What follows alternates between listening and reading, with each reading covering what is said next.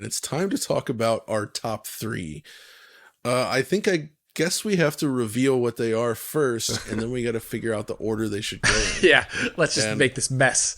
let's just do it. So the games that we picked to put at the top three are as follows: Alan Wake 2, Avatar Frontiers of Pandora, and Cyberpunk 2077 with path tracing. So these games, I think all three of them are pushing technology in new and exciting ways, really pushing the limits of what we can expect from a real-time graphics engine these days. Ray tracing plays a role, which is of course critical, or, path tracing in two cases. I think they're all stunning. I know you guys agree. I'm going to venture forth for a third, and we'll see what happens. So I'm going to, this is really tricky.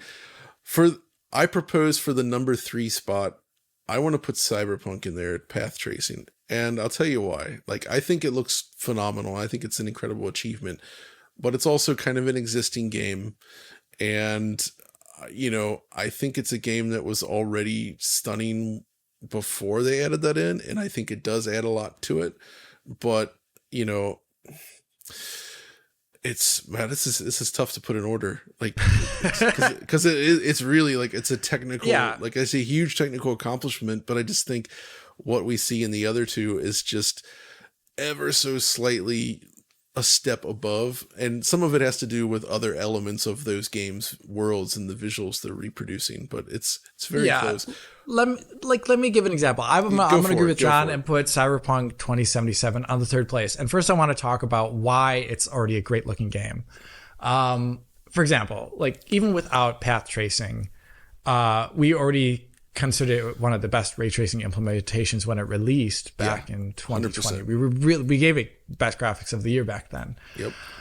Fast forward, you add path tracing into it, and you actually get to see the most consistent lighting presentation that is arguably possible in a video game.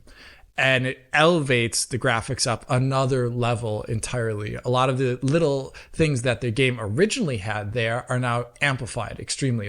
The game relies a lot on heavy neon lighting. Yeah, you had some ray trace emissives the first time around, but now you get the ray trace emissive bounce with perfect Reester based direct shadows. Then the bounce from that at least 2 times in the environment on both diffuse and specular. And it leads to a lot of scenarios that for example, other games on this list could never possibly do, where you get reflections in reflections, which just look incredible. And given the game's art style of focusing heavily on metallic, man-made glass structures, carbon fibers, shiny plastics, all these things, it's actually kind of perfect for it. And the city environment itself, with all the large structures constantly getting in the way of direct sunlighting, makes it so that these scenes that otherwise without path tracing look pretty great, now look really, really good. I would say the only aspects that makes me want to put it at third, one is slightly, I'm going to call it DF political, where we gave it already at once before, and it kind of just feels weird to give it again. But two, actually the better reason is because path tracing elevates the game extremely, but there are still some aspects of it that are left over from the fact that it ran really poorly on Xbox One and PS4, but it had a longer development. So there's different times when assets were made, for example, in the game. And so you see varying degrees of texture quality is one thing you see in the game. You see varying degrees of how level of detail is handled. It's really great for some things, not so great for other things. But for me, it's also a little arbitrary. I love loading up the game and just looking at it too, which is always an accomplishment. I still load up old games that I think look great and walk through them and admire them. So I'm going to be doing this also for a very, very long time. I also want to, it's a small nitpick, but I think this is the weaker implementation of ray reconstruction right now, where it still kind of has a somewhat smeary AI upscaled look. But then if you don't use ray reconstruction, due to the high contrast in many of the scenes, it is a little bit noisier than say like Yeah, Alan Wake 2, which we'll and talk you, about.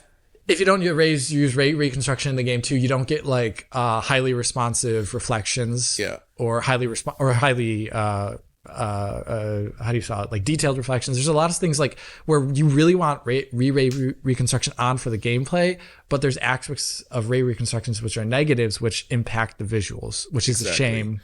Which is a shame, unfortunately. I agree. Oliver, what are your takes on this? Do you agree with us putting this in the third slot? Yeah, so I would agree with it being third, mostly not really for any reason that's related too much to the quality of the visuals. I think what they've achieved here is really, really good, mostly for the political reason that I don't think that a ray tracing remaster of the game should be number one or number two, maybe just because it looks superb, but it is an existing title. But I do want to say a little bit about the lighting, because I think that, like in a typical rasterized game, like people don't really understand, I think, how impressive path tracing can look in a game like Cyberpunk. Because in a typical rasterized game, you might have a great looking scene, right? But then you look at it from another angle, where you get closer, and the specular doesn't look right. The shadow maps are too coarse. They have aliasing, and they're uniformly sharp. And the light maps have obvious stair-stepping edges. And you move an object or a character around, and all of a sudden the lighting kind of breaks. And you move the camera up and down, and you get screen space artifacts. And the ambient occlusion gets messed up, and the screen space reflections get messed up. And this is like what we're used to seeing from so many games that are rasterized. And here you just see almost none of that. Like it's just so high quality of the lighting presentation, and almost always looks correct, absent like some image quality concerns, even with ray reconstruction, which I think could be improved probably. It just looks correct, and I think that's impressive. That would be impressive for a game that had a limited scope, that was a linear 8 to 10 hour adventure. But in the context of a gigantic open world game with like 100 hours of content, it's just super impressive, because open world games don't tend to have this really high quality lighting presentation at all, in my experience. Right. So I think those are all points in its favor. The points that take away, I think I totally agree with Alex, where the underlying game is still a little bit of an older vintage than other titles on this list. And so some of the asset quality isn't quite there relative to some other titles on this list. And that detracts from it a little bit, but still, I mean, the progression of path tracing in games is quite a sight to behold. And to have this game, a game of this caliber, fully path traced or very close to fully path traced, it's quite impressive. I agree. Okay. So I think we all agree there. That was great. We're unanimous on this then. So number 3 is what this is. But I think 1 and 2, this gets a lot more difficult, and I myself have not decided yet either. So I kind of want to talk through these, and then we'll kind of maybe figure it out. That makes sense, actually. Right? Like Alan Wake 2, you look at it, it's a much smaller scale. It's a very dark, dim, kind of subtle game visually, but I think it's one of the most consistent and beautifully lit examples of real-time rendering we've ever seen. Every scene is oozing with just insane detail. There's barely ever a rough edge to be seen. And the way it utilizes ray tracing to enhance this produces results that almost look like you could pull them straight out of an actual film. Like that first time you walk into the Oh Dear diner, and you just look at those tables and the way the light, floods into the room. It's not a brightly lit diner. It's dark. They have the lights pretty much off. You're relying on natural light spilling in through the windows and the doors, but the way it just enters the room and bounces around and sort of gives it that ambient light level, the way all the materials of different roughness reflect that back, because the world's basically a giant mirror with variable roughness, right? And that's exactly the feeling you get from these types of scenes. But the thing that's really nuts about all of this is that you have these kind of simple scenes that, but the game takes you to so many places, so many different types of scenes and worlds, and there's all these little tiny objects and little meticulous things always in the scene, and then you going out, you're exploring the city with all those signs, you're exploring like the game show space, some of the stuff they do, like the dancing scene, for instance, with all those projected sequences happening around you. It goes beyond just this remarkable path tracing, and it's more like the flexibility of the types of sequences they're able to produce in this game, and just like the way they're able to mess with the player and create visually intriguing and just artistically gorgeous sequences. I think it's an absolute masterclass in terms of overall visual design and a perfect marriage of art and technology, and it's 100% their own artistic vision. Which, right? And we'll talk about Avatar, amazing. We'll get to that, but that is basically designed to look like the films, right? Where this is all Remedy, and it's striking. So that's my thoughts first on what do you think on Alan Wake 2? I feel like Alex is Mr. Path Trace over there, is the Rayman. You are the Rayman the now. Rayman. You're the current generation of Rayman. I'm the current gen Rayman. All path traced. Okay, all the time. So this one is cool. There's so many things. Like when I saw the game at Gamescom, I was like super like blown away with it. And I saw a presentation back then that was using their path tracing with ray reconstruction. And I just like went to John, who didn't get to see this presentation, and Rich. I was like, dude, graphics of the year, Alan Wake 2's got it. It's got it like immediately. Like I said, like there's nothing that beats this. And then I got the game in my hands, and it does a lot of things that I really, really adore. John talked about the Oh Dear Diner scene as being kind of like the subtlety of materials. But one thing that they also nailed down is that a lot of the just superfluous things around the environment are all like ridiculously high res. I think the scope, the fact that they're limiting the where you can look and walk around is allowing them to just like amp up a lot of the detail in a lot of scenes. And part of that is because they are pushing new technology on PC and consoles. They are using the new geometry pipelines offered by modern GPUs to increase the amount of geometric fidelity you can see in any one scene. Another thing that it's kind of their take on nanite, basically, right? Like it's like microgeometry, like so very small geometric detail that is called away, so you can keep it on screen without having to LOD as often. Also, so the one thing that we have to talk about with path tracing that you don't get, for example, like in Spider-Man or when we get to Avatar, is that like usually in a path trace game, the reflections and the quality of the world that is being ray traced against, something that you don't get in UE5 game, for example, as well too, is it is the same quality, almost like more or less the exact same quality as the primary view rendering, which makes it a lot heavier. So people are like, why is this so heavy? It's like, dude, it's like rendering the game like a bunch of times, like per pixel. It's crazy. And that leads to things where like you don't see a lot of the issues that you see in other games that use real-time ray tracing as a result. You start to get like minor effects, like reflections within reflections. If you were in Cyberpunk or in Alan Wake, if you were to find like a pinhole in a leaf and there was an entire world behind it, it would actually do a pinhole camera effect. It's just the thing is the game doesn't have the art set up to allow you to do that really easily. The lighting is accurate enough to start doing minor phenomena of lighting. And that leads to a wholly consistent presentation where, like Oliver said earlier, like with Cyberpunk, where you move the camera down, it doesn't get weird and awkward like you'd see in other titles. And here it just like keeps the consistency all the way. I think through. A good example of that, Alex, is like, again, right in the diner, like on some of the tables, they have like dishes that are very smoothly rendered, right? With like the subtle material work on it. You look at the reflection and it retains that high polygon look. You actually see the underside of the bowl, which wouldn't happen with SSR, for instance.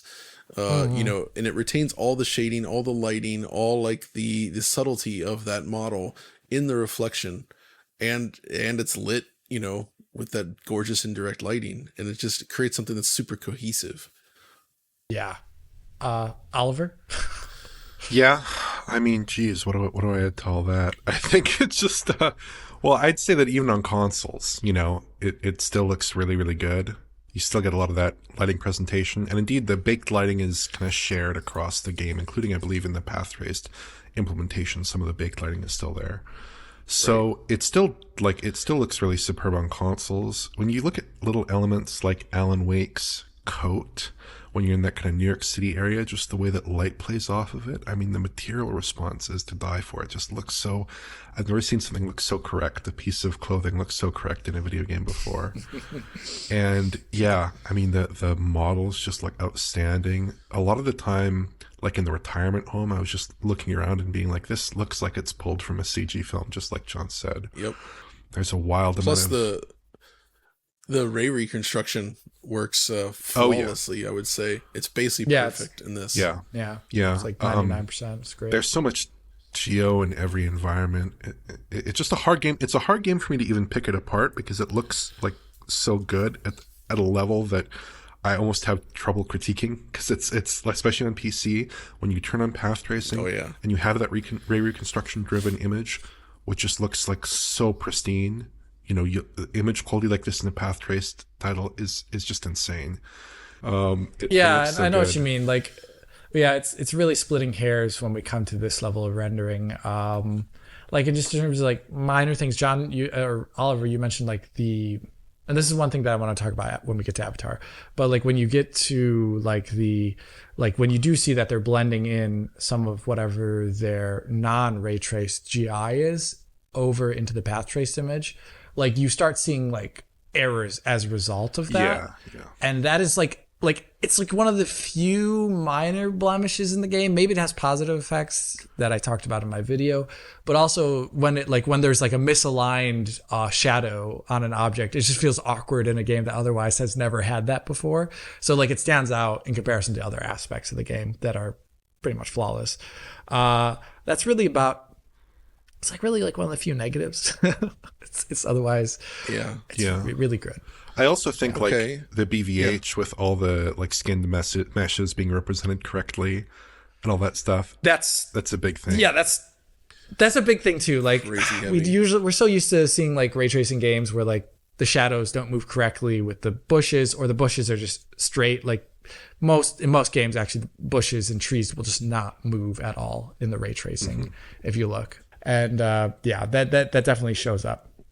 Oh, and the fact that they're doing all this while having some environments absolutely packed with foliage is nuts, because you don't often see that. Although our next game, there's a lot of foliage in there. And so we'll try to talk about some of the nitpicks with each game, but now I want to talk about Avatar: Frontiers of Pandora and what it does special. And the first thing I thought of was like, oh man, this is like the follow-up to Crisis 1 I've always wanted in some ways, just in terms of like representing a properly dense jungle environment with just an insane level of granularity and animation in all the foliage. And there's just so much life in this world, combined with extremely impressive lighting. It's genuinely it's just something you look at and you're like, wow, that's stunning. And Alex, actually, you did a massive PC sort of not tech focus, but a showcase video talking about all this. And I remember when you were working on this, you're like, oh man, this just made the graphics of the year discussion like difficult now. And it's such a different thing compared to Alan Wake. And that's also what makes this difficult, because I think it is up there, but they're so different. Why don't you talk about it a little bit? Yeah, like the difference between Avatar and Alan Wake is essentially it's a scope, and it's also a little bit about game goals. Like Alan Wake 2, there is some modularity into how this game can be structured when you're playing specifically as Alan Wake. And there is, like, when you're walking around a saga in the forest sections, you can go from place to place, and it is a bit more open. But obviously Avatar has this large, no loading screen, connected world with multiple biomes in it. And that means you have to tackle very different technical problems. And one thing that I want to say that I really like, and it's why I've always liked games like Doom 3 and Avatar comes in there, and Crisis, is it's going for like this, it's trying to mimic real life by using systems driven approaches to tackle them. And obviously, I say real life here in great quotation marks because it's taking place on an alien world filled with fantastical sights, but it is trying to bound itself by realistic concerns. And a part of that, okay, we can talk about ray tracing later, but I want to talk first about how the world is like populated. Like, you create like a series of rule sets by designers that say like, okay, we have this large asset zoo in front of us of different plants that have different lore reasons for existing in different parts of the world. Like, they're in the swamps, they're on the plains, they're next to riverbeds, they find themselves at the base of certain trees, etc. And they try and populate the world using these systems that are designed by designers to procedurally place things. There is handcrafting in all of this, obviously, too. They can place down individual, perfectly handcrafted things if they want, but then they're anchored in the terrain with like perfect smoothing along the edges to make sure it doesn't look weird. And then procedural placement then aids in embedding it in the world. And I think Avatar does it really, really, really well. I think it doesn't fall into the usually like kind of strange look some open worlds have, where they have like a slight manufactured look, or they have a slight overly procedural look to them. Right. Where, like we talked about with No Man's Sky with Oliver, recently with Rich, where it was really obvious that this was just like all procedural stuff. The proceduralism in Avatar only aids the presentation. And a lot of the things that you're seeing, I didn't even talk about in the video because I wanted to let people experience themselves. But when you first get your, I think they're called, I call them Banshees, but they're called like Ekrons in the game or something like that. It's your flying mount. The mission to get the flying mount is actually a really good, super focused, linear path mission, but it's embellished by all this procedural aspects of it, and where the vegetation is placed, how it looks as you're running up the thing, the music crescendoing as you jump up in the air into these ever higher structures to get to your flying mount is really, really well done. I didn't want to even talk about the video because I wanted people to experience it firsthand. But as a part of that like procedural thing is that all the lighting, there's, unlike Alan Wake 2, there's no fallback to pre-baked stuff. All the lighting in the game has to be real time for the world to even work in the first place. And they fully committed to ray tracing even on the current gen consoles in a whole like holistic way, like reflections, GI, bits of the shadows, and even the audio. Like, because like, imagine if you had to make a world entirely out of placed emitters of audio. It would just sound bad. It wouldn't sound right. It'd be like fake ambience. You have to like somehow make it like change and move with the character. Ray tracing is a pretty powerful way to make it do that in a system like systems.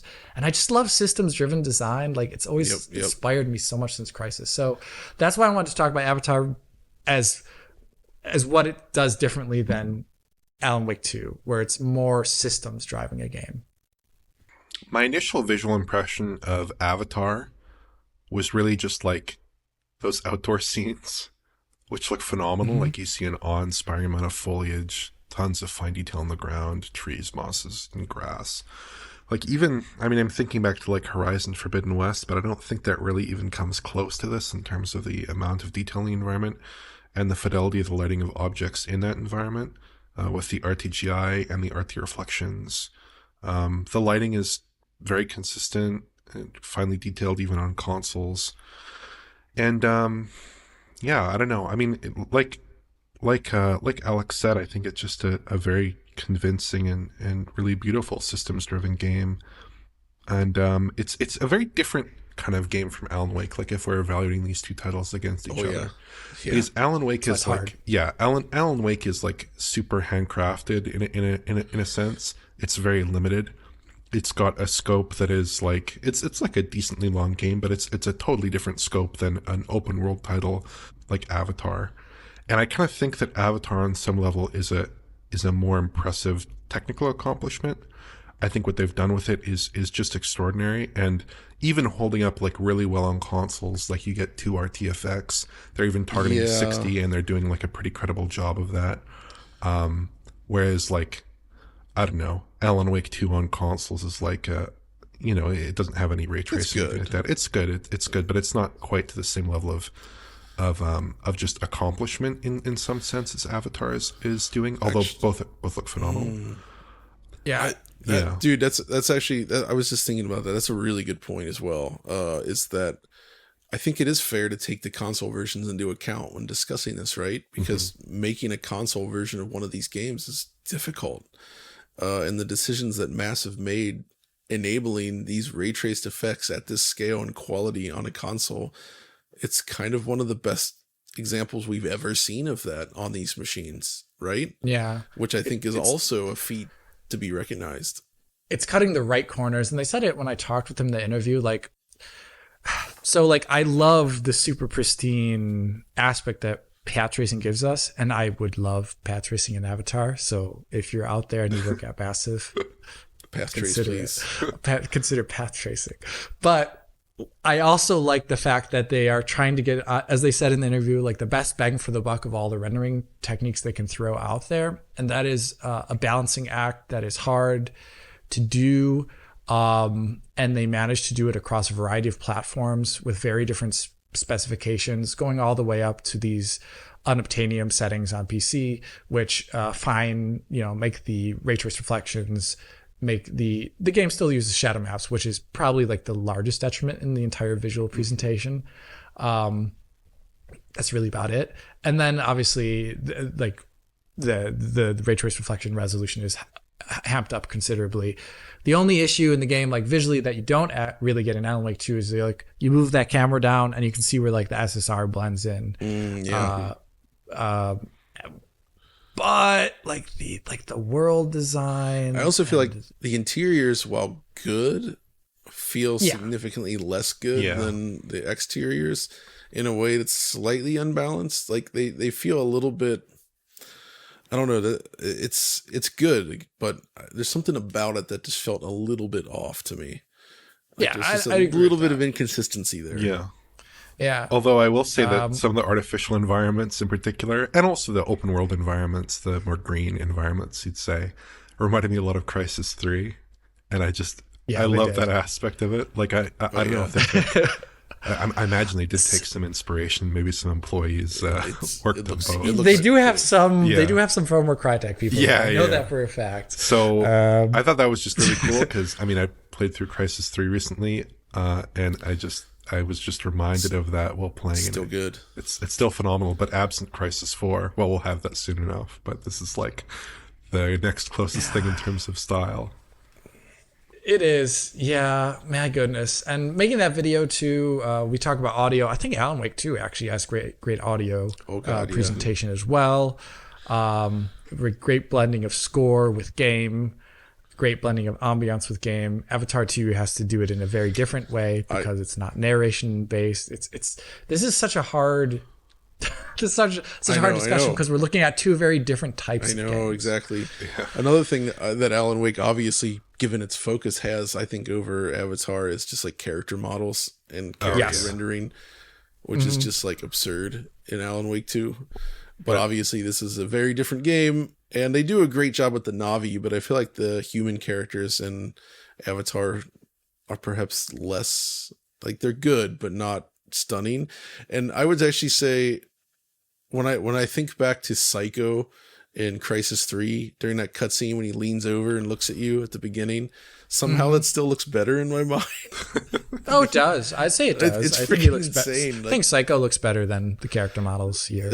But Psycho was also like 5 years ahead of everyone else. I know. But he was living up to his name. The Na'vi models look great, though. They look freaking great. Yeah, all those Na'vi in Crysis. This is hard. I don't know. I feel like we've all described these games here though. And the interesting thing is that of the three in the top three, Avatar has better HDR as well. Yeah, Avatar does have really great HDR, I think. They all interestingly have ray tracing, and I think that goes to show that like the next, like some of the next level rendering that needs to occur in games is driven by the scenarios that ray tracing can create that are not necessarily created without it. So I think that's a pretty important distinction versus like the rest of the list. Wow, this is hard. What are the drawbacks for Alan Wake 2? I mean, I can be brave and just say a personal opinion about it. Go ahead. And then we can all say, so Yeah. for me, I want to just put Avatar at 1 because it appeals to some of my sensibilities of why I got interested in rendering. Like, I was really inspired by Doom 3 back in the day. I was really inspired by Crysis. For example, when Half-Life 2 and Doom 3 came out, I played a lot of Half-Life 2 and I liked it a lot. And I really liked the physics-driven aspect of it. But I was just like super fascinated at like this adherence to real time all the time that Doom 3 had. Yeah, To me, it was just same. like, it spoke to me. And that's what spoke to me about Crysis as well.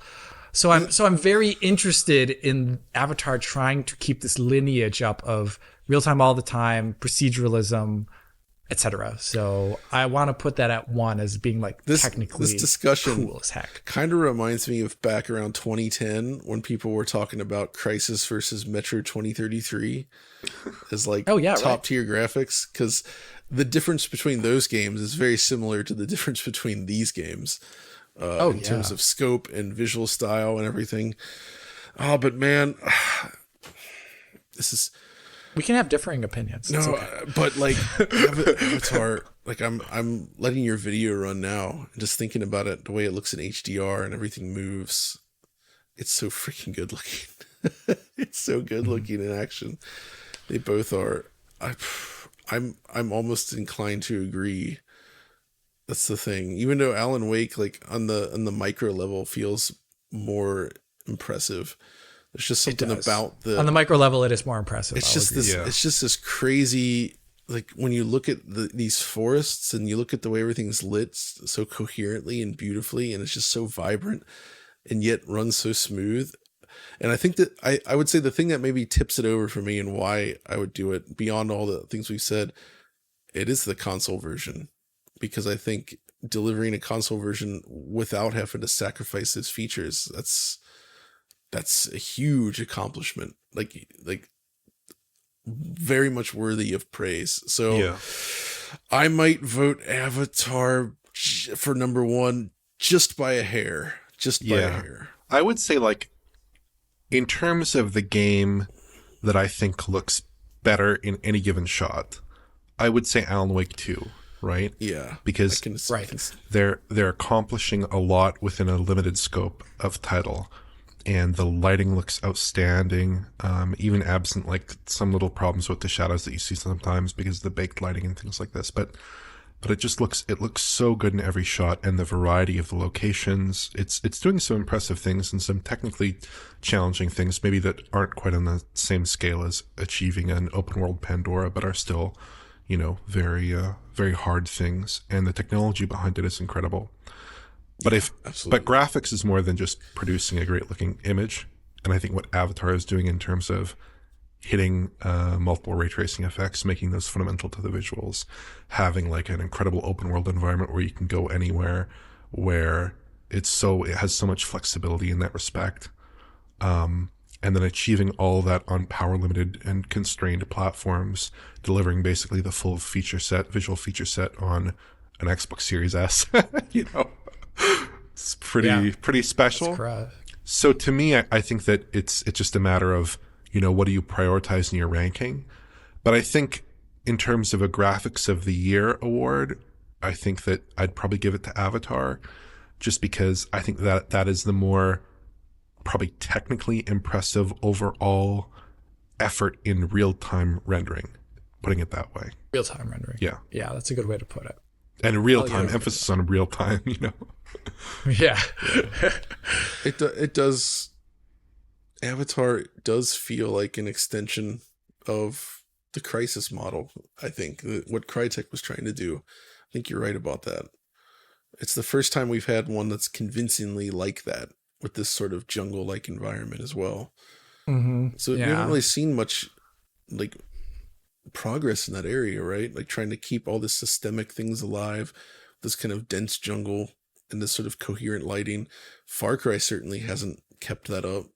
That becomes somewhat formulaic, and it just kind of, it doesn't really work the same way.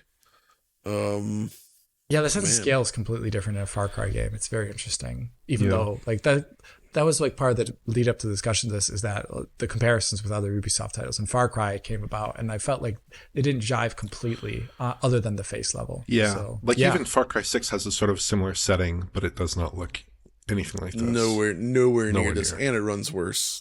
The CPU utilization. And the CPU wise, the performance on the consoles, like we're talking about, like they achieving these things while also running on the consoles. Like the game is like ridiculously multi-threaded. It is using your GPU really, really well. If we're talking about options on PC, it is the best PC port I played this year. Yeah, it's probably perfect. I mean, it's like pretty much perfect. It just went.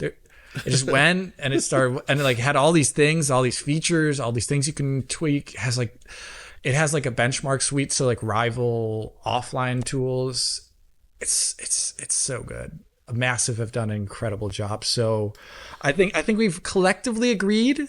We've split hairs to do it though. It's very like close. We both agree that we both agree that we love Alan Wake 2, but I think it's just like Oliver put it really well. Like the emphasis on like technical achievement and real time rendering across the breadth of systems probably has to go to Avatar.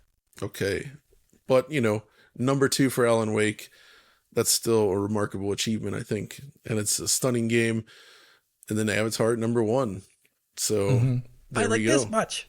Just a little bit, just barely. And we're lucky though that we're when you look at the top 3 though, like these games, it's insane what's been achieved here. This is truly next level stuff. Beautiful, beautiful games. Yeah. I can't say enough, but I think, well done to all these developers.